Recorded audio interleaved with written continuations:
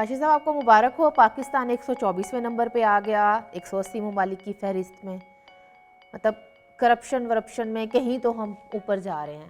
میں ذاتی طور پہ یہ سمجھتا ہوں کہ اگر ہم یہ شور مچائیں گے نا کہ دیکھیں جی پی ٹی آئی کی حکومت ناکام ہو گئی ہے اور وہ کرپشن ختم کرنے آئی تھی لیکن کرپشن اوپر جا رہی ہے، تو ہم سم ہاؤ اس نیریٹو کو سپورٹ کر رہے ہوں گے جو پاکستان میں بنا ہے سیاستدانوں کے خلاف کہ یہ بہت ہی کرپٹ لوگ ہوتے ہیں. میرے خیال میں پاکستان کا مسئلہ کرپشن ہے ہی نہیں. اور اگر یہ اسٹیٹمنٹ میری کانٹروورشل لگے اور کچھ لوگوں کا دل ڈوب جائے یہ سن کے، تو میں اس کو تھوڑا سا یوں کر لیتا ہوں کہ کم از کم پاکستان کا سب سے بڑا مسئلہ کرپشن نہیں ہے. آپ اسی لسٹ کو دیکھیں 124واں نمبر ہے، اس کے نیچے رشیا ہے، اس کے بھی کہیں نیچے جا کے 136ویں یا 37ویں نمبر پہ 137ویں نمبر پہ پرابلی بنگلہ دیش ہے. وہ ہم سے زیادہ بہتر طریقے سے جو ہے ان کی معیشت کام کر رہی ہے. تو کم از کم یہ تو طے ہو گیا کہ اگر آپ کرپشن میں پاکستان سے بھی نیچے ہیں تو بھی آپ کی معیشت جو ہے وہ بہتری کی طرف جا سکتی ہے. 73 سالوں سے یہ ہم واویلا سنتے ہوئے آ رہے ہیں کہ سیاستدان کرپٹ ہیں، لوٹ کے کھا گئے ہیں ملک کو وغیرہ وغیرہ. یہ آپ نے 73 برسوں والی جو بات کی ہے، تو پھر میرا خیال ہے کہ آغاز ہمیں لیاقت علی خان صاحب کے وہ کیا نام تھا، میں نے لکھا تھا کیونکہ ایہو جا نام میں یاد نہیں رہندے، public and representative office disqualification act, مطلب یہ وہاں سے پھر آغاز ہوگا.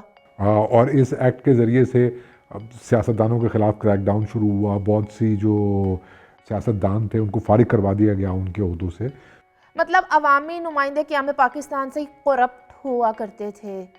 پھر دین وہ ایوب خان صاحب آ گئے، پھر ایبڈو ان کا آ گیا، اور ایبڈو نے کیا تباہی مچائی. تو ایسا ماحول بنا دیا گیا کہ بس اگر جو ہے وہ یہ کرپٹ سیاستدان اور سیاسی پارٹیز کے خلاف اگر ہم ان کو قابو میں کر لینا تو پاکستان جو ہے وہ تو بس امریکہ کو 2-4 ہاتھ پیچھے چھوڑ ہی دے گا. مطلب ہم امریکہ کو قرضے دیا کریں گے.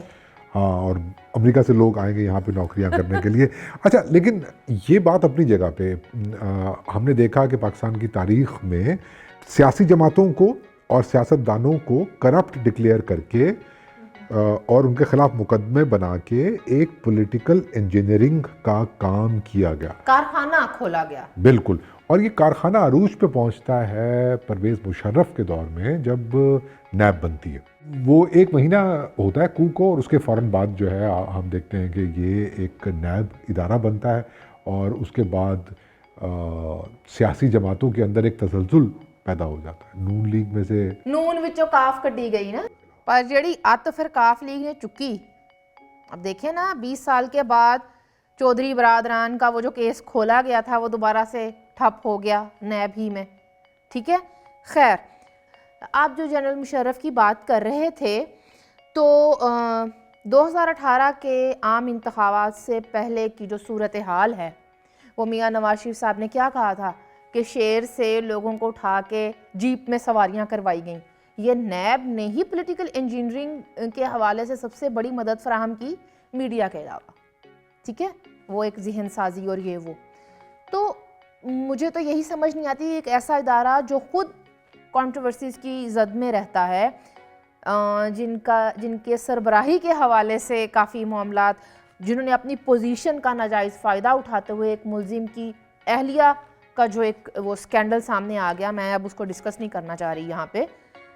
کاشی صاحب یہاں پر ایک بات دوبارہ سے یاد کرنا پڑے گی کہ اسفندیار ولی خان صاحب اس وقت مشرف دور میں سپریم کورٹ گئے ایک درخواست لے کر کہ یہ جو تماشا چل رہا ہے نیب کے نام پر یہ آئین میں درج بنیادی انسانی حقوق، شہری حقوق سے متصادم ہے. کہ اسفندیار ولی خان صاحب کی اس درخواست کا جو حشر ہوا پھر سپریم کورٹ کے فیصلے میں وہ کیا تھا، انہوں نے کہا کہ ٹھیک ہے، اور اس قسم کے وہ بنا دیے اصول کہ اس کی سربراہی صرف ایک جج ہی کر سکتا ہے، اور پھر اس کو ہٹانے کے لیے بھی اتنا ایک مشکل طریقہ وضع ہو گیا آگے جا کے کہ آپ اسے ہٹا نہیں سکتے ہیں. اور 2018 کے الیکشن کے بعد جب نیازی نیب کٹ چوڑ ہمارے سامنے آیا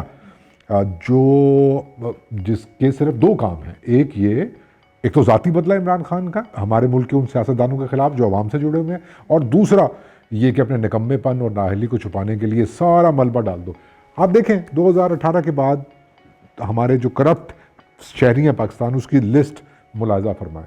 جن سیاستدانوں کے خلاف یا جن شہریوں کے خلاف मुकदमे चले नैब के अंदर, नाम गिने ज़रा उंगलियों पे, आपको समझ में आ जाएगा कि क्या हो रहा है। देखिए, मियां मोहम्मद नवाज शरीफ, मरियम नवाज, हमजा शहबाज जो कि 1.5 साल से नैब कस्टडी में, देन मियां शहबाज शरीफ, एहसन इकबाल साहब गए, सलमान रफ़ीक साहब, खाकान अब्बासी साहब, साद रफ़ीक, शाहिद खाकान अब्बासी साहब, खुर्शीद शाह साहब, आसिफ अली जरदारी साहब, फरियाल तारपुर साहिबा, मेरा ख्याल है कि मतलब, और अभी खान साहब, ख्वाजा आसिफ, क्योंकि वो खान साहब के दिल में वो जो है ना एक गुस्सा, कोई शर्म होती है, कोई हया, पर्सनल ले गए वो इस बात को। खैर एनी हाउ, पर्सनल बात नहीं थी, वाक़तन शर्म आनी चाहिए इस हुकूमत को।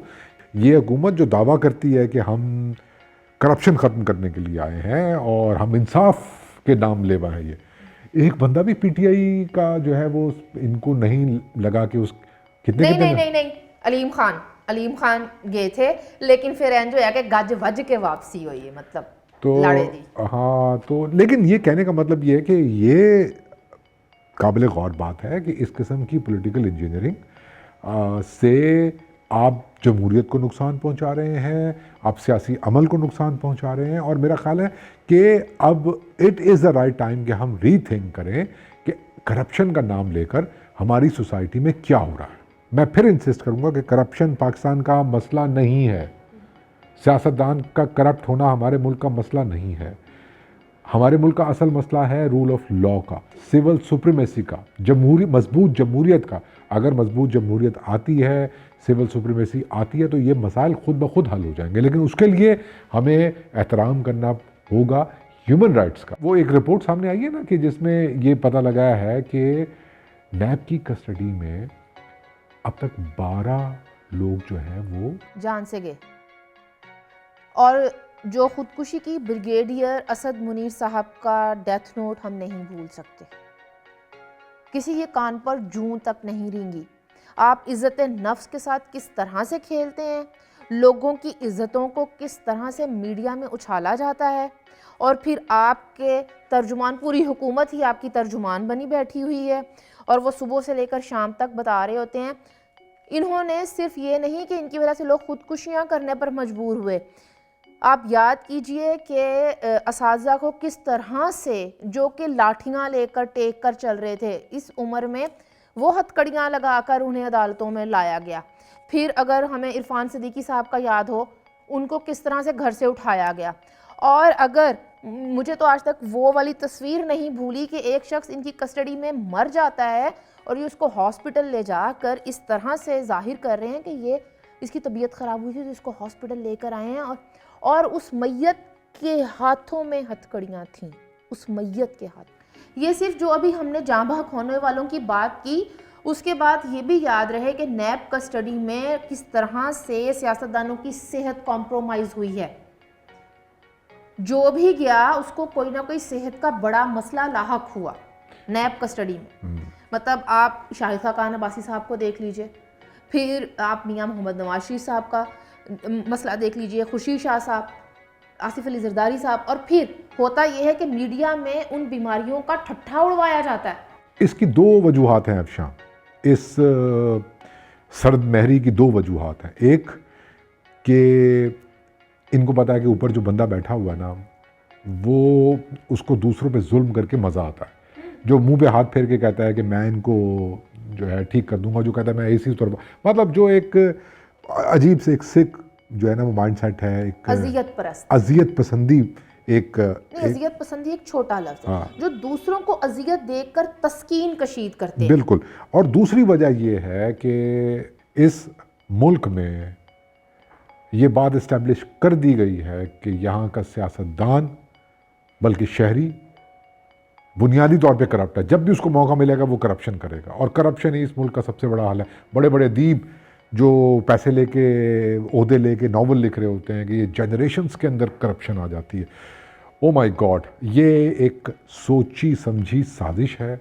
और जितना जल्द हम ये रियलाइज़ कर लेंगे कि करप्शन पाकिस्तान का मसला नहीं, उतनी ही जल्द हम इस किस्म की इंसानी हकूक़ की वायलेशन करने वाले इदारों से बच सकेंगे। काशी साहब तुसी कुछ भी कह लो, लेकिन मैं बुढ़ी हो गई हाँ सुन सुन के कि सियासतदान माड़े, वो करप्ट हैं, عوام اچھے ہیں، اب ہمیں اقتدار دو، ہم اس عوام کا مقدر سنوار دیں گے. اور اب ہمیں سننے کو مل رہا ہے کہ عوام ہی کرپٹ ہے. عوام اس قابل نہیں سی کہ ایسی اعلیٰ قیادت انہاں دے اتے آندی. مطلب اسی ماڑے ہیں تسی چنگے بس. مطلب